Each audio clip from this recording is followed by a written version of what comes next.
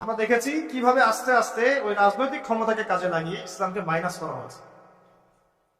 প্রথমে মাইনাস করা হয়েছে রাজনীতি থেকে, তারপরে মাইনাস করা হয়েছে অর্থনীতি থেকে, তারপরে আস্তে আস্তে মাইনাস করা হলো সংস্কৃতি থেকে, তারপরে মাইনাস করা হলো পুরো শিক্ষা সিস্টেম থেকে, তারপরে তারা হস্তক্ষেপ করলো পুরো ধর্মীয় জীবনে, মসজিদের উপরে, মাদ্রাসার উপরে। তাই না? আস্তে আস্তে আস্তে আস্তে ওলামায়ে কেরামকে পর্যন্ত তারা এই জেলের মামলার আসামি, হুমকি ধামকি, গুম খুন, ফাঁসি, কত কি হয়ে গেল। শুরুটা করেছিল তারা রাজনৈতিক ক্ষেত্রে, প্রথমে ইসলামকে মাইনাস করেছে।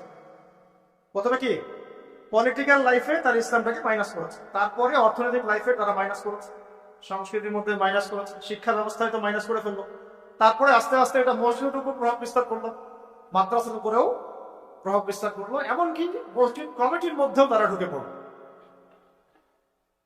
তাহলে আমরা একটা জিনিস বুঝতে পারলাম যে যদি আমরা আমাদের সমস্যার শেকড় ঠিক না করি, তাহলে আমার ঘর পর্যন্ত আর ঠিক থাকবে না।